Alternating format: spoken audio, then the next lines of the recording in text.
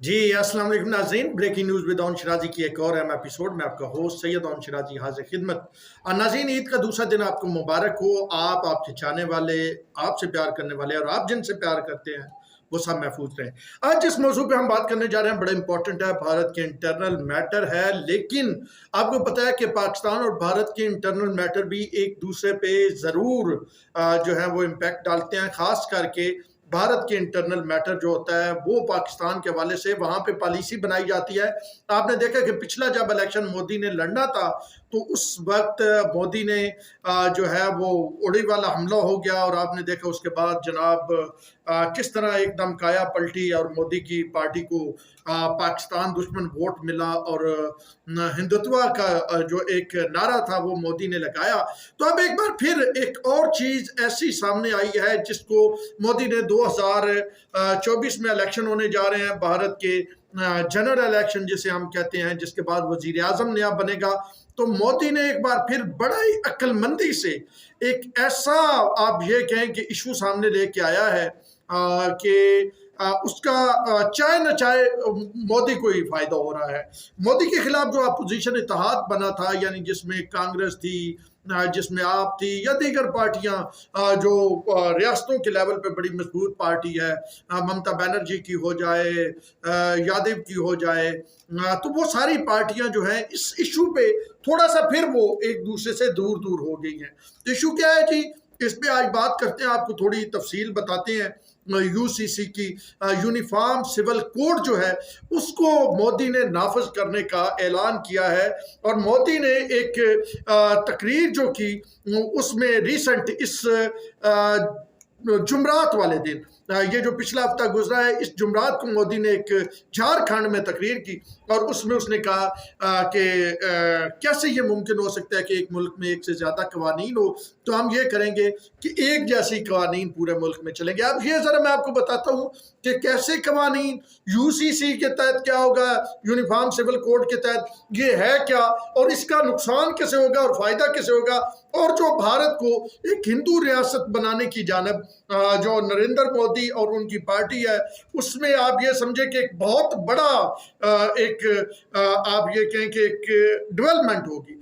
मोदी ने जो इलेक्शन पहला जीता था, जो उसने 2016 से 20 के बीच, उसमें मोदी ने ये कहा था कि हमारा ये एजेंडा है। जो जो एजेंडा उसने दिया था, बाबरी मस्जिद था, कश्मीर का 370 था, 35 ए था, 370, वो तकरीबन सारे उसने पूरे किए हैं। अब कुछ चीजें रह गई हैं और उनमें से एक था ये यूसीसी, यूनिफॉर्म जो सिविल कोड था। अब मोदी इस तरफ आ गया और ये मैं आपको बता दूं, ये ऐसा मुद्दा है जो एक मुद्दा मोदी को जिता सकता है। कैसे जिता सकता है मैं आगे आपको बताता हूं और इसका नुकसान कैसे होगा। अब जनाब आली, आइन का जो इंडियन आइन है उसका आर्टिकल 44 जो है उसको मोदी ने नाक किया और उसने कहा कि ये कैसे हो सकता है कि जो झारखंड में उसने तकरीर की, उसने कहा ये कैसे हो सकता है कि एक मुल्क में मुख्तलिफ कवानीन मौजूद हो।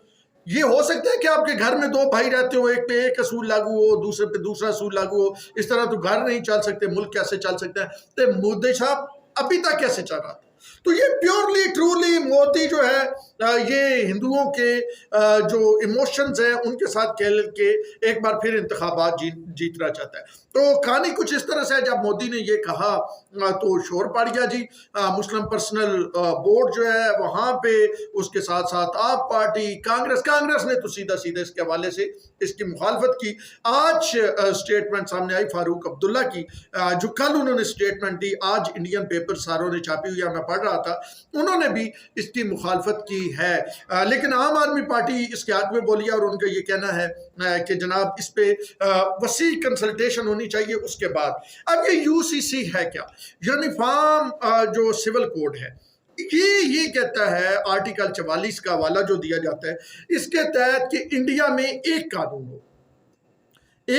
हो, जिस तरह क्रिमिनल लॉ है ना कि कोई कत्ल करेगा 302 लगेगी, ठीक है, कोई डकैती करेगा तो उस पर 378 लगेगी, कोई मतलब ये इस तरह जो सारे सिलसिले हैं, इसी तरह कोई अबैटमेंट करेगा 109 लगेगी। तो वो ये कहते हैं कि जिस तरह क्रिमिनल लॉ पूरे इंडिया, मुसलमान हो, हिंदू हो, पारसी हो, ईसाई हो, सिख हो, मसीह हो, तो उन पे सब पे लगता है, तो ये भी सब पे एक जैसा लगे।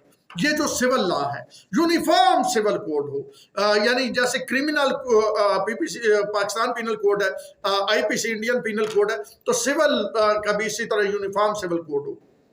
अब जनाब इसके तहत होगा क्या, यूसीसी में बदलेगा क्या? बदलेगा ये कि कोई मुसलमान चार शादियां नहीं कर सकते, पहली बात जो मुसलमानों के खिलाफ। दूसरी बात कि औरत भी तलाक दे सकेगी, खुला नहीं तलाक दे सकेगी, ठीक है जी।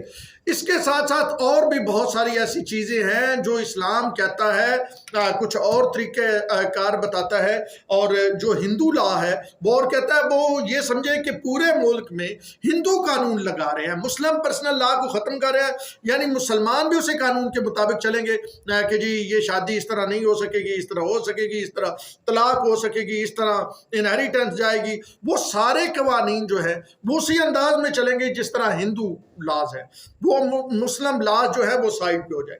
अब ये कोई छोटी सी बात है?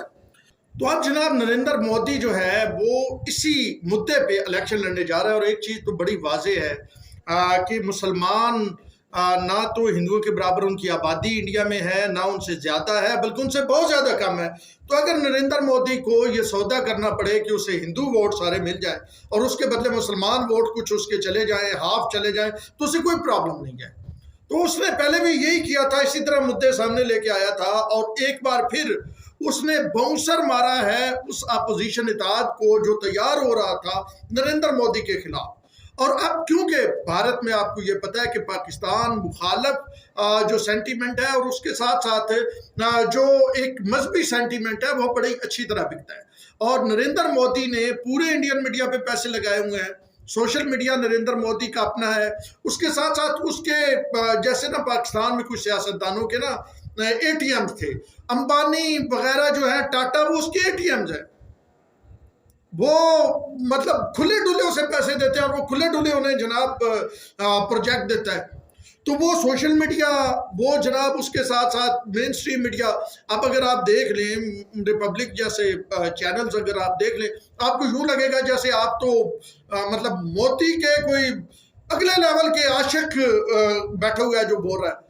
अब उनके किसी वक्त अगर गलती से कोई प्रोग्राम मैं देख लूँ अर्नब को या दूसरे को, तो वो यूं लगता है वो ऐसे बोल रहे होते हैं, एक साइड पे मोदी, बाकी सारों को खड़ा करके और मोदी की तरफ से दलीलें दी जा रही होती है। तो अब जनाब अली यूसीसी के जरिए, अब यूसीसी यानी सब पूरे इंडिया में, ये पहले एक जगह पे था गोवा में जो है ये यूसीसी, आप समझेंगे कि कानून समझे सब पे लागू था, लेकिन अब ये पूरे मुल्क पे करने जा रहे हैं। और सबसे ज्यादा मैंने जैसे आपको पहले बताया कि इसका नुकसान मुसलमानों का है। अब आने वाले दिनों में नरेंद्र मोदी इसको मजीद आगे लेके चलेगा, और वो मिसालें क्या दे रहा है? वो मिसालें दे रहा है घर में जनाब दो भाइयों में मतलब ये डिस्क्रिमिनेशन हो सकती है, तो यहाँ क्यों है?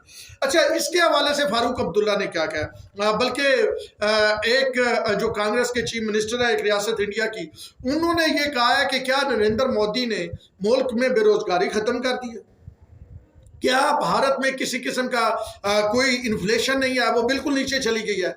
क्या भारत में लोग भूख की वजह से खुदकुशियां नहीं कर रहे? क्या किसान खुदकुशियां नहीं कर रहे?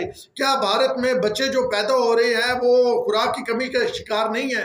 तो अगर ये सारा कुछ खत्म हो चुका है तो नरेंद्र मोदी फिर यूसीसी पे आ जाए। तो उनका ये मौक़िफ़ है कि पहले आप ये मसाइल ख़त्म करें, फिर उन मसाइल की तरफ आए जो सेकेंडरी है। बहरहाल 1 माह का टाइम दिया है, भारत का जो बोर्ड बना हुआ है इस हवाले से कानूनी, उसने 16 जून से 14 जून से 14 जुलाई तक का टाइम दिया है। इस दौरान जो जो अपनी इस हवाले से सजेशन है वो दे सकता है। अब इंडियन मुस्लिम पर्सनल बोर्ड जो है उन्होंने ये फैसला किया है कि इसको भरपूर तरीके से इस मुद्दे को लड़ा जाएगा, क्योंकि जो इस्लाम की तालीमात हैं वो तो बिल्कुल उनके मुनाफी काम होने जा रहा है। हमारी जो कुछ वहाँ पे लोगों से बात हुई और हमने कुछ इंडियन मीडिया पे भी देखा, सोशल मीडिया पे भी देखा, तो लोग सख्त खिलाफ हैं। वो कहते हैं जी ਇਹ ਤਾਂ ਗੱਲਾਂ अल्लाह रसूल नाल जांगी ना, ये तो असी नहीं कर सकते। तो भारत में आने वाले दिनों में एक बड़ी लड़ाई पैदा होने जा रही है। वैसे कहा यह भी जा रहा है कुछ लोगों की जानिब से कि एक बार फिर बंटवारा कोई करना चाहता है, कोई हिंदू रियासत बनाना चाहता है। अब ये बंटवारे वाली क्या कहानियां है, इसमें किस हद तक सच है? क्या भारत का बंटवारा हो सकता है?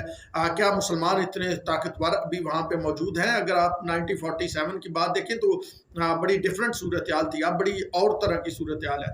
और जिस अंदाज में गुजरात से लेके कश्मीर तक मुसलमानों के साथ किया गया है, यानी एक कश्मीर वो जो यूएन का मामला था उसको भारत ने जिस तरह अपने अंदर मिलाया है, और वहाँ पे दुनिया की सबसे बड़ी इंसानों की जेल 80-90 लाख बंदा उन्होंने रखे हुए हैं। तो क्या ये मामला उस तरफ जाएगा? बहरहाल ये जरूर है, एक बात आपको बता दूं कि मोदी जो है वो इसी मुद्दे पे इलेक्शन लड़ेगा, और इसमें आप पार्टी का मैंने आपको बताया वो जरा साइड पे हो गया है, तो इससे ये फायदा होगा मोदी को कि जो अपोजिशन अलायंस था उसमें भी दरारें आनी शुरू हुई है। तो हमारे मुल्क में तो किसी को ख्याल ही नहीं है, कोई इस तरफ जाते ही नहीं है। कोई 9 मई की माफिया पे जुगते लगा रहा है, कोई किसी भी चीज़ पे लगा रहा है। इमरान खान साहब ने अपनी कहानी जोड़ी हुई है, शहबाज शरीफ साहब अपनी, वहाँ पे दुबई में मीटिंगें हो रही हैं, लेकिन भारत में क्या कुछ हो रहा है। और जाते जाते ये भी बताऊं कि मोदी ने जब अमेरिकी कांग्रेस को खिताब किया तो वहाँ पे पूरे कांग्रेस वाले खड़े हुए हैं, और जब वो आया है उसको वेलकम जिस अंदाज में किया गया, तालियां बजाई गई हैं। अच्छा है, एशिया के एक मुल्क है, लेकिन अगर वो हमारे लिए अच्छा सोचता होता या सोचेगा तो मैं उस पर खुश होता, लेकिन मेरा खुश होना बनता नहीं। मेरा मतलब मेंटली तौर पे डिस्टर्ब होना बनता है। हमारे यहाँ क्या हो रहा है, हम एक दूसरे को नीचे दिखाने के चक्कर में बहुत नीचे जा रहे हैं और भारत ऊपर जा रहा है। हमें कहीं ना कहीं ब्रेक लगा के अपने आप को देखना होगा, दोबारा नए सिरे से। वो जो मनमोहन जब वज़ीर ख़जाना आया था, जब उसने बजट दिया था 90s 2000 के दौरान, तो उसने जो बजट दिया था, भारत की भी हालत यही थी जो इस वक्त हमारी है। हमें कुछ अपनी प्रायोरिटी सेट करनी होगी। अब तक के लिए इतना ही, उम्मीद है यूसीसी का आपको समझ आ गया होगा। अब तक के लिए इतना ही। अपने होस्ट सैयद ओम शिराजी को दीजिए इजाज़त।